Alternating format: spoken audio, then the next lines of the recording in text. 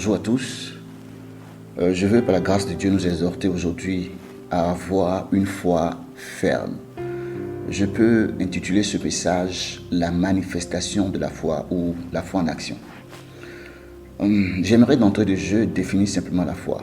Je peux dire la foi au premier niveau. La foi pour les bébés spirituels, pour que tout un chacun puisse comprendre. La foi, c'est croire à la parole de Dieu. Et cette croyance-là se traduit par des actes qui en résultent.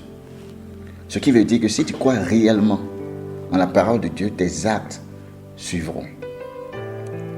La foi en la parole de Dieu se traduit par l'application de la parole de Dieu à nos vies. Tu appliques la parole de Dieu à ta vie parce que tu y crois. Tu crois aux promesses de Dieu, tu crois aux miracles de Dieu, tu crois en la fidélité de Dieu. La foi devient alors un style de vie. Tu démontres ce en quoi tu crois par tes actions. Je veux qu'on souligne cela. Tu démontres ce en quoi tu crois par tes actions. Mais il faut que tu saches, pour avoir les résultats et faire des exploits avec Dieu, ta foi doit être ferme. Pour avoir les résultats et faire des exploits avec Dieu, ta foi doit être ferme. Il y a des personnes qui ont cru en Dieu. Il y a des personnes qui ont eu foi en Dieu à un moment de leur vie, mais après, cette foi a disparu. Ta foi doit être ferme.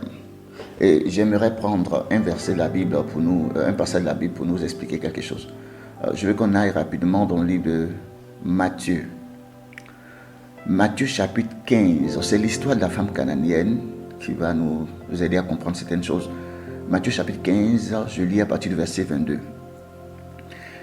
Et voici une femme cananéenne qui venait de ces contrées, lui cria: aie pitié de moi, Seigneur, fils de David, ma fille est cruellement tourmentée par le démon. Verset 23, il ne lui répondit pas un mot, et ses disciples s'approchèrent et lui dit avec instance: renvoie-la, car elle crie derrière nous. Et il répondit: je n'ai été envoyé qu'aux brebis perdus de la maison d'Israël. Mais elle vint se prosterner devant lui, disant: Seigneur, secours-moi. Alléluia. Et répondit: ce n'est pas bien de prendre le pain des enfants et de le jeter aux chiens. Oui, Seigneur, dit-elle. Je lis maintenant le verset 27. Oui, Seigneur, dit-elle, mais les petits chiens mangent les miettes qui tombent de la table de leur maître. Verset 28. Jésus lui dit: femme, ta foi est grande, qu'il te soit fait comme tu veux. Et à l'heure même, sa fille fut guérie. Ce que je veux nous expliquer ici, c'est que pour que Jésus dise à cette femme: ta foi est grande, cette femme est passée par des étapes. Et je veux qu'on puisse ensemble voir ces étapes. La femme d'abord vient et soumet son problème à Jésus-Christ. Et la première chose que j'ai remarqué dans ce texte, c'était l'ignorance. Et écoutez-moi bien. Au verset 22, la Bible dit, la femme lui cria: aie pitié de moi, Seigneur, fils de David, ma fille est cruellement tourmentée par le démon. La Bible au verset 23, Jésus ne lui répondit pas un mot.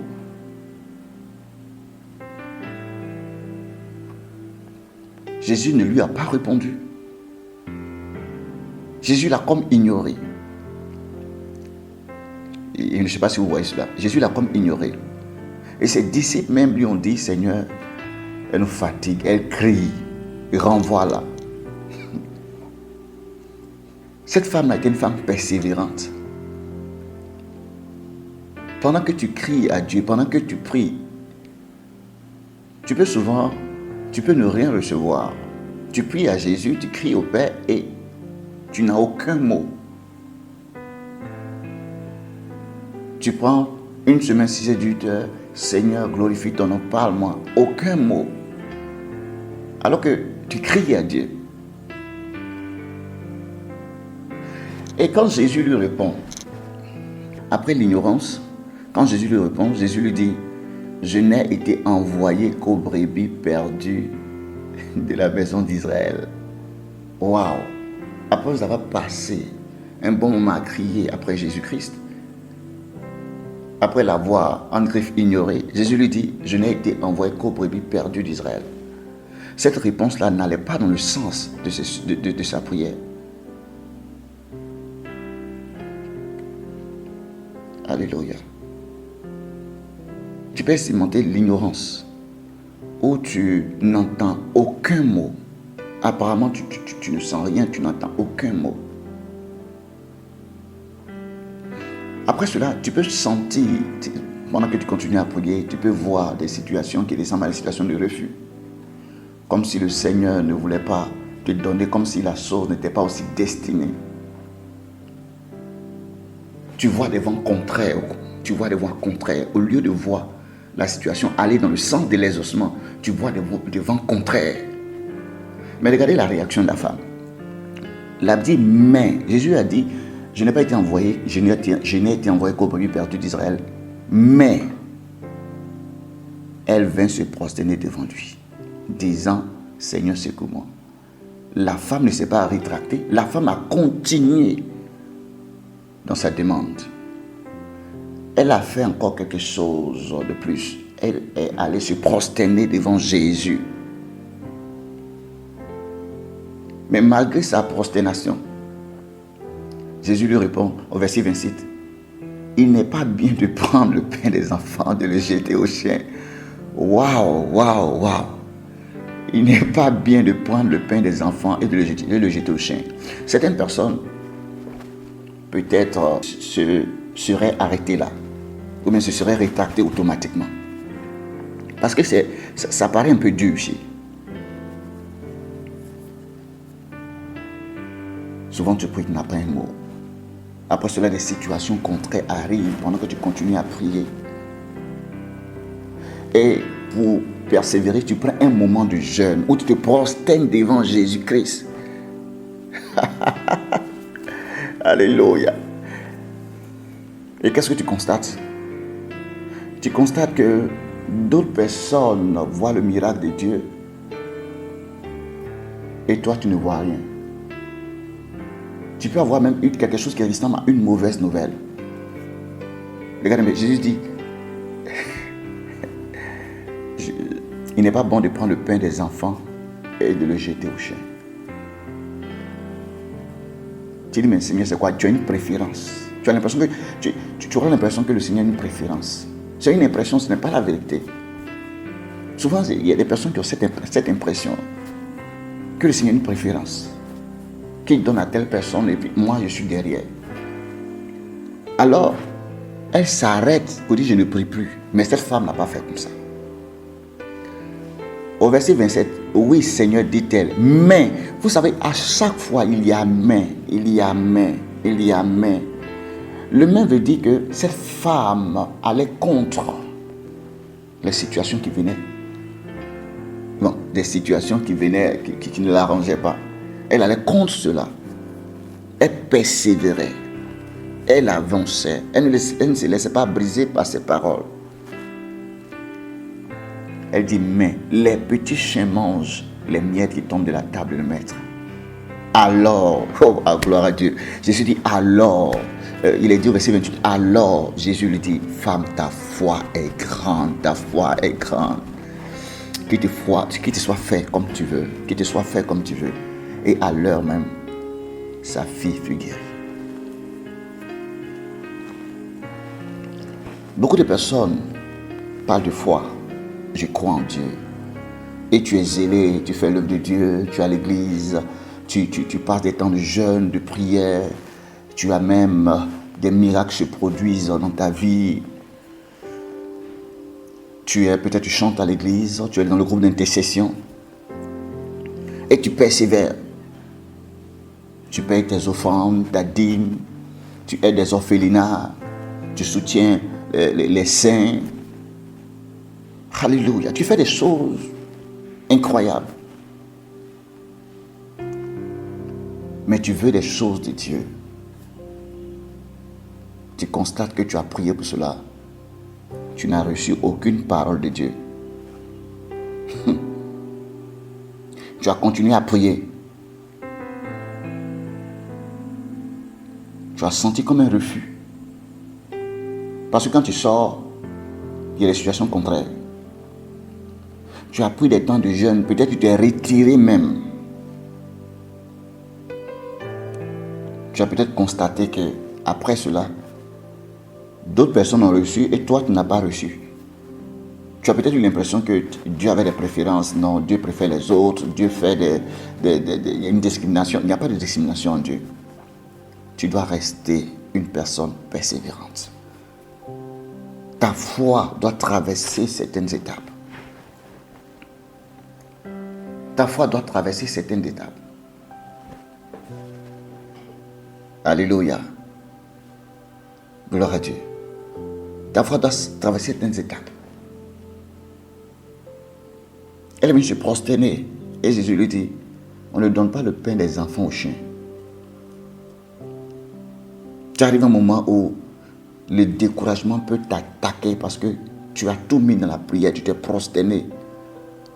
Et tu constates que le résultat n'y est pas.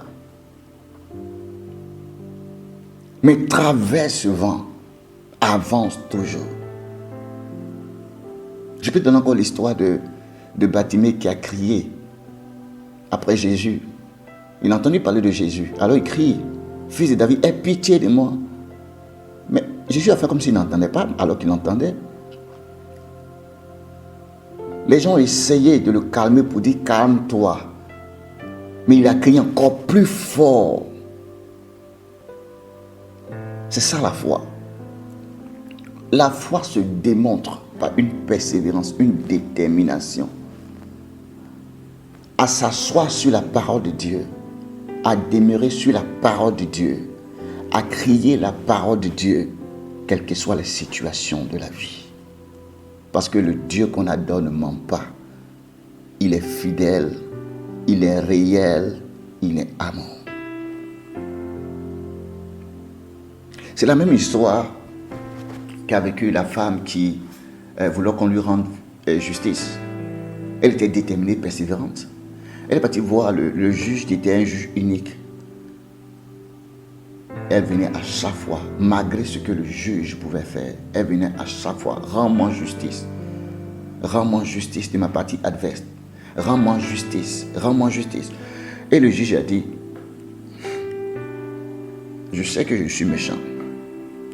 Mais pour ne pas que cette femme-là vienne m'importuner tout le temps, je vais lui rendre justice. Et dans cette parabole, Jésus dit, entendez-vous ce que dit le juge unique? Cette femme était persévérante, elle a reçu justice, malgré les vents contraires. Je peux encore ajouter l'histoire de celui qui a reçu quelqu'un chez lui et qui est allé voir son voisin pour avoir du pain. Il était aussi déterminé et persévérant. Il a frappé à la porte de son voisin pour avoir du pain. Son voisin lui a dit, on dort. On dort. Mais il a continué à frapper. Souvent, il peut avoir des paroles blessantes, des paroles décourageantes. Mais au milieu de ces vents-là, persévère. Et cet ami-là a obtenu ce qu'il cherchait. Il a obtenu le pain. Jésus a donné ces paraboles-là pour dire de ne jamais se relâcher. Une foi qui est réelle est une foi qui avance. Une foi qui persévère. Ok. Hébreux 6, verset 11 dit quoi? Nous désirons que chacun de vous montre le même zèle pour conserver jusqu'à la fin une pleine espérance. En sorte que vous ne vous relâchez point et que vous imitiez, je veux qu'on retienne bien cette partie, et que vous imitiez ceux qui, par la foi et la persévérance, héritent des promesses. Et que vous imitiez ceux qui, par la foi et la persévérance, héritent des promesses.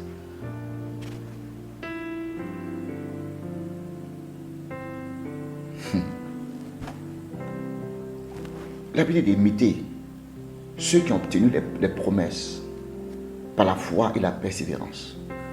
Ceux qui obtiennent les promesses par la foi et la persévérance. Frère, tu as besoin de persévérance. Mais continue à taper la porte, continue à frapper, continue à avancer, continue à faire ce que tu fais pour l'amour de Dieu, pour la gloire de Dieu, parce que le Dieu que tu adores n'est pas injuste. Vous savez, mon expérience en Christ m'a donné de comprendre que la parole de Dieu est vraie. Ce qui veut dire que beaucoup de choses que nous rencontrons sur nos chemins, dans notre parcours avec Dieu, sont des mirages. Tu vas rencontrer beaucoup de mirages, des choses qui ne sont pas réelles. C'est pourquoi la Bible dit avec raison dans le livre de Hébreux 12, verset 1. Je vais lire Hébreux 12, verset 1. Nous donc aussi, puisque nous sommes environnés par une si grande nuée de témoins, rejetons tout fardeau et le péché qui nous enveloppe si facilement, et courons avec persévérance dans la carrière qui nous est ouverte. Il dit, et courons avec persévérance. Ne cours pas simplement, cours avec persévérance dans la carrière qui nous est ouverte. Mais en faisant quoi? Il dit, ayant les yeux fixés sur Jésus. N'est pas les yeux fixés sur les situations, aie toujours les yeux fixés sur Jésus. La Bible dit, ayant les yeux fixés sur Jésus, le chef et le consommateur de notre foi, qui, en vue de la joie qui lui était réservée, a souffert la croix, méprisé l'ignominie et s'est assis à la droite du trône de Dieu. Il faut que tes yeux soient tout le temps fixés sur Jésus. Et cours avec persévérance, avance avec persévérance. Alléluia. Avance avec persévérance. Pierre nous explique quelque chose dans le livre de 2 Pierre, chapitre 1, verset 19. Je vais vous lire et puis je vais vous le lire et puis expliquer un peu ce que cela veut dire. Je lis la parole de Dieu. 2 Pierre, chapitre 1, verset 19. Et nous tenons pour d'autant plus certaine la parole prophétique à laquelle vous faites bien de prêter attention, comme à une lampe qui brille dans un lieu obscur, jusqu'à ce que le jour vienne apparaître et que l'étoile du matin se lève dans vos cœurs.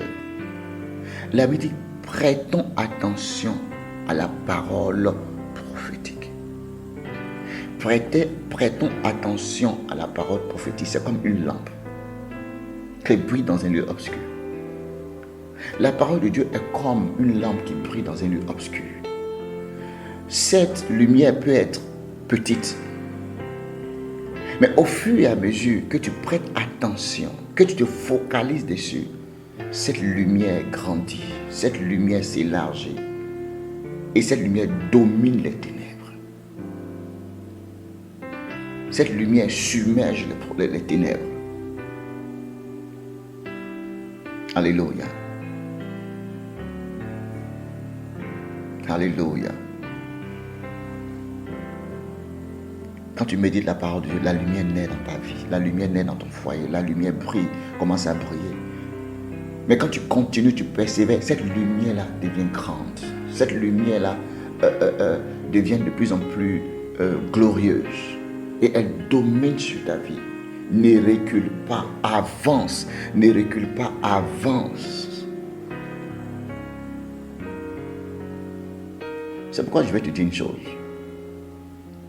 Tu es peut-être passé par des difficultés, ou bien tu passes par des difficultés, ou bien tu te poses des questions.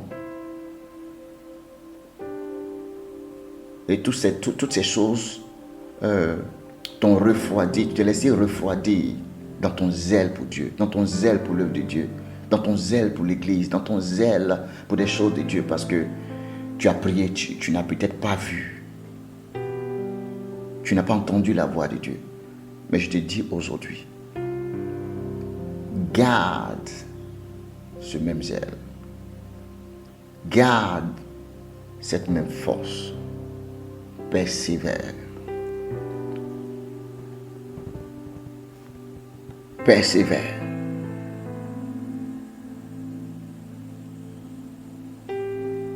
Je te dis persévère.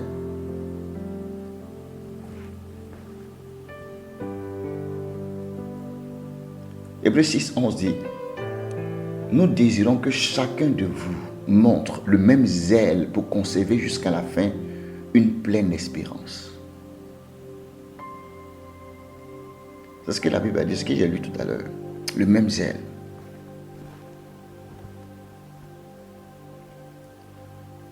Je veux conclure en disant que la foi est basée sur la parole de Dieu. De Dieu qui ne ment pas, qui ne change pas, qui est fidèle. Alors démontre ta foi par ta détermination et par ta persévérance dans ce que tu fais. Garde ton zèle, ta persévérance dans la méditation, dans ta vie de prière. Garde ta fidélité, ton zèle pour le service de Dieu. Continue et intensifie tes actes pour l'Église, pour les saints, tes dons, tes offrandes, tes moments de jeûne, quelles que soient les paroles que tu peux entendre, quelles que soient les nouvelles que tu peux entendre. Je vous ai dit tantôt, mon expérience m'a permis de comprendre que beaucoup de choses qui nous arrivent et des situations que nous vivons dans notre parcours de foi avec Dieu sont des mirages. Alors focalise tes yeux sur Jésus-Christ et que ta foi soit ferme. Je termine par cette parole de Jésus-Christ qui dit: mais quand le Fils de l'homme viendra, trouvera-t-il la foi sur la terre? Jésus a dit cette parole à la fin de la parabole du juge inique.